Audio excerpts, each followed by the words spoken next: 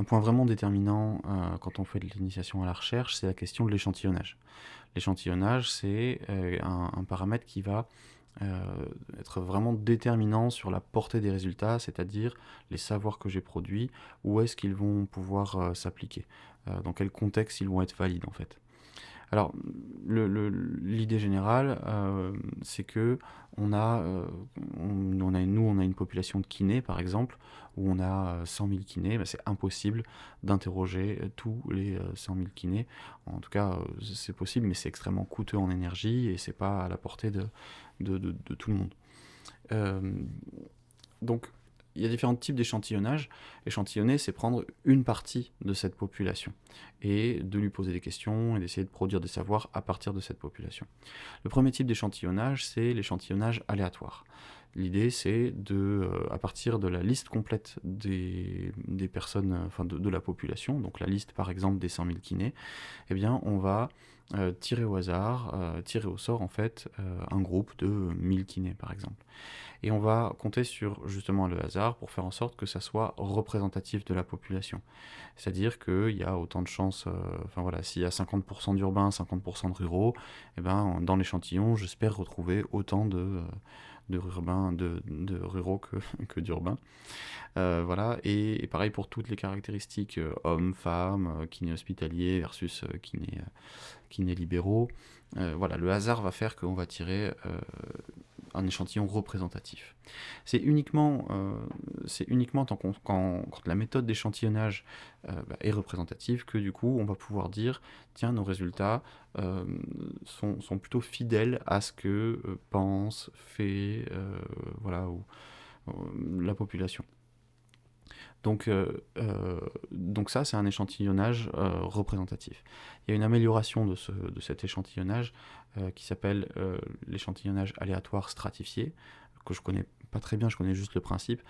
C'est l'idée qu'en fait, on fait un échantillonnage aléatoire, mais on le corrige. Alors, je sais pas si c'est avant ou après, avant ou après la randomisation, mais on le corrige en faisant des sous-groupes en fait qu'on sait déjà représentatifs. Donc ça améliore un peu la représentativité de l'échantillonnage. Sauf que nous, là, en école de kiné, on n'a pas accès à ces listes-là.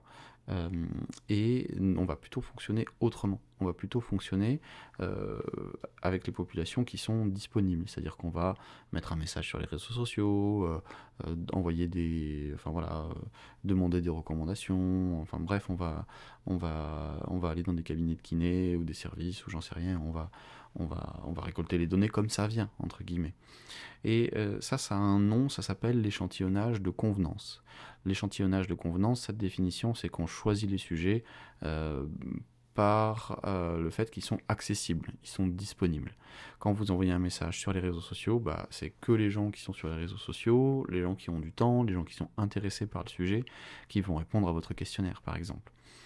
Donc, c'est nettement plus facile, c'est beaucoup plus réaliste, mais quand je dis réaliste, c'est en termes de temps et de ressources. Mais par contre, à cause de ce mode d'échantillonnage, on ne peut pas dire que ce qu'on dit est représentatif. Voilà. C'est l'inconvénient de l'échantillonnage de convenance.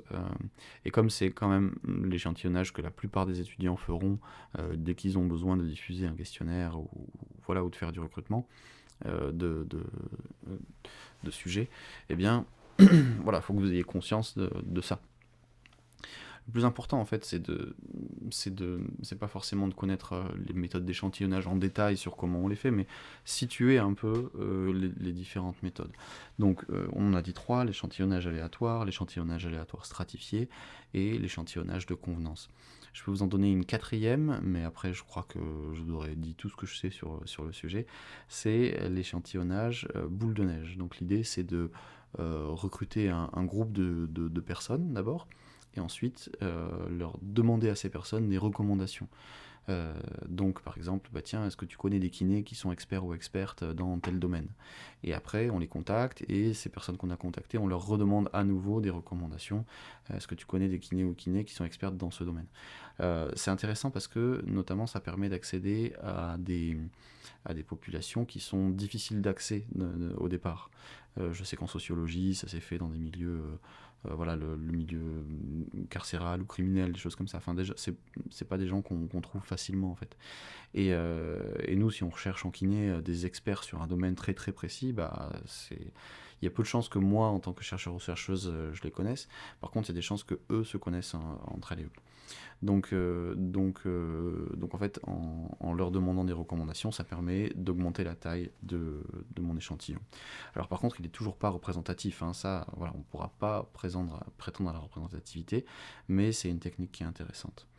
Donc voilà, c'est un choix que vous serez amené à faire dans votre mémoire, mais nous, ce qu'on attend de vous quand vous faites un travail d'initiation à la recherche, c'est que vous montriez que vous soyez compétent et compétente, que vous ayez conscience en fait des différentes options qui sont face à vous quand vous choisissez un sujet de mémoire. L'idée, c'est de pouvoir en parler, notamment à la soutenance, parler des alternatives qui auraient pu être intéressantes, mais qui n'ont pas été réalisées parce que non pertinentes, ou alors pour d'autres raisons, enfin voilà, des raisons de temps, de ressources ou autres. Voilà pour ces 4 méthodes d'échantillonnage.